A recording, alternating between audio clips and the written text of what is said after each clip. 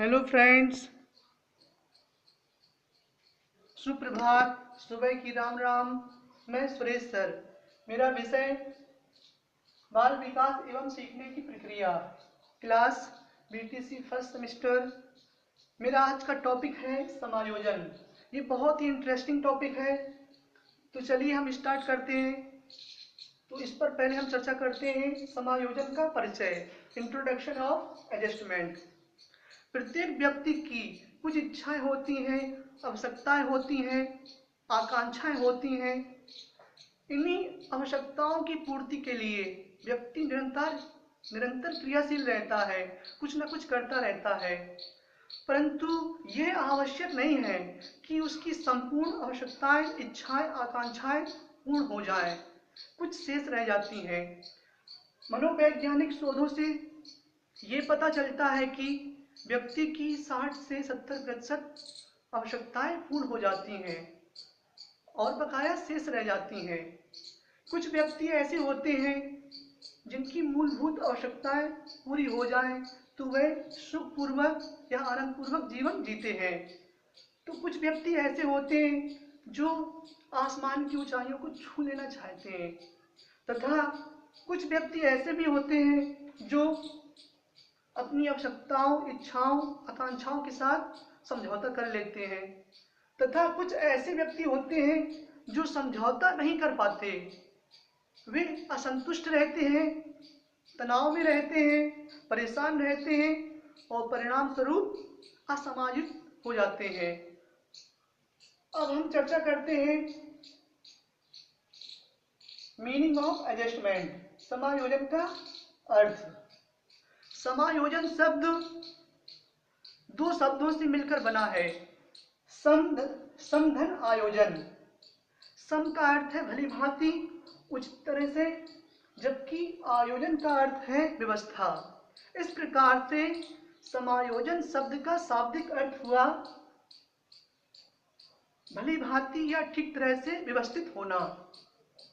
इसको और अच्छे से समझने के लिए हम इस चार्ट को देखते हैं। सबसे पहले मांग या जरूरत या आवश्यकता। किसी भी व्यक्ति के पास, जीव के पास कोई आवश्यकता आती है। अब उस आवश्यकता को पूरा ना होने पर वो क्या होता है? तनाव। तनाव की स्थिति में आता है। तनाव के कारण वो क्रियाशील होता है, कुछ ना कुछ करना चाहता है।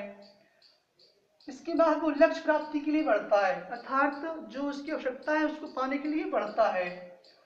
जब बढ़ता है तो उसके मार्ग में बहुत सी बाधाएं आती हैं। वह उन बाधाओं को दूर करने का प्रयास करता है। तो प्रयास दो प्रकार से होता है। प्रयास दो प्रकार से होता है। एक तो प्रयास किया, उसने सफलता मिल गई, लक्ष्य की प्राप्ति हो गई, वह संतुष्ट हो गया, समायोजित हो गया। अगर उसने प्रयास किया, सफलता नहीं मिली, लक्ष्य की प्राप्ति नहीं हुई, तो वो असमायोजित हो जाता है। अब हम चर्चा करते हैं समायोजन की परिभाषाएं, अर्थात तो इसको परिभाषाओं के माध्यम से हम और अच्छे से समझ सकते हैं। तो पहली परिभाषा लेते हैं हम स्किनर की। स्किनर ने अपना विचार देते हुए कहा है कि समायोजन एक प्रकार की अधिगम प्रक्रिया है। क्योंकि स्किनर ने अधिगम से संबंधित कुछ परिभाषाएं दी हैं। तो अधिगम की परिभाषा क्या है उनकी? व्यवहार में उत्तरोत्तर अनुकूलन ही अधिगम है। अर्थात व्यवहार के बाद व्यवहार, हम एक व्यवहार करते हैं, उसमें जो दिक्कतें आती हैं, परेशानियां आती हैं, तो उसमें हम सुधार करते हैं और फिर दूसरा व्यवहार करते हैं, उससे हम सीख जाते हैं। ठीक उसी प्रकार से समायोजन है। हम परिस्थितियों के साथ, माहौल के साथ सामंजस्य स्थापित करते हैं। जो दिक्कतें आती हैं उनमें परिवर्तन करते हैं, उन्हें दूर करते हैं और समायोजित हो जाते हैं। दूसरी परिभाषा लेते हैं हम गेट्स के अनुसार। तो गेट्स महोदय ने समायोजन पर अपने विचार प्रस्तुत किए हैं। उन्होंने बताया है कि समायोजन जीवन की निरंतर चलने वाली प्रक्रिया है, जिसके माध्यम से व्यक्ति स्वयं तथा वातावरण के मध्य संतुलन बनाए रखने के लिए अपने व्यवहार में परिवर्तन करता रहता है। अब हम परिभाषाओं में कोलमैन की परिभाषा लें तो उन्होंने बताया है कि समायोजन अपनी आवश्यकताओं को पूरा करने और समस्याओं के समाधान के लिए प्राणी द्वारा किए गए प्रयत्नों का परिणाम है। तो ये कुछ ऐसी परिभाषाएं हैं जो समायोजन को स्पष्ट करती हैं। अब हम चर्चा करें समायोजन की विशेषताएं, कैरेक्टरिस्टिक्स ऑफ एडजस्टमेंट। तो सबसे पहला पॉइंट लेते हैं। समायोजन व्यक्ति का वह गुण है जिसके कारण वह परिस्थितियों के साथ सामंजस्य स्थापित करता है। दूसरा, व्यक्ति समायोजन करने के लिए दो विधियों का प्रयोग करता है, दो तरीकों का प्रयोग करता है। पहला तो वह स्वयं परिस्थितियों या वातावरण के अनुसार अपने आप को ढाल ले, या फिर परिस्थितियों को धीरे धीरे अपने अनुकूल बना ले।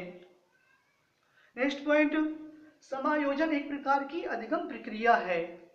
नेक्स्ट, समायोजन करने के लिए व्यक्ति स्वयं के अनुसार, स्वयं मतलब परिस्थितियों के अनुसार ढल जाता है।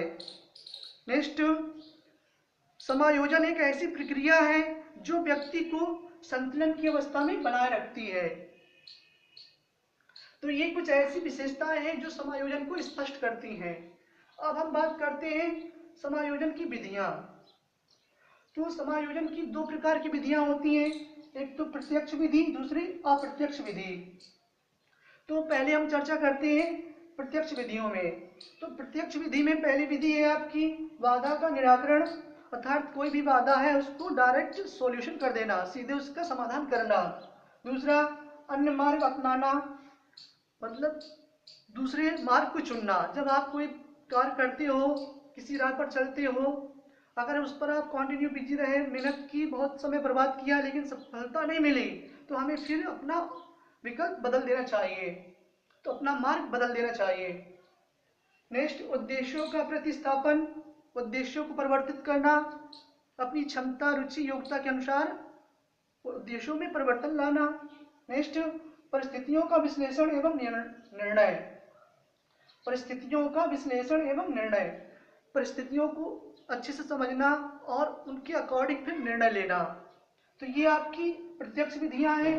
अब बात करें हम अप्रत्यक्ष विधियों में। तो अप्रत्यक्ष विधियों में पहली है आपकी युक्तिकरण, दूसरी आत्मीकरण, तीसरी क्षतिपूर्ति, चौथी पलायन, पांचवी शोधन, छठवीं प्रक्षेपण, सातवीं विस्थापन, आठवीं समन, नौवीं दमन और 10वीं दिवा स्वप्न।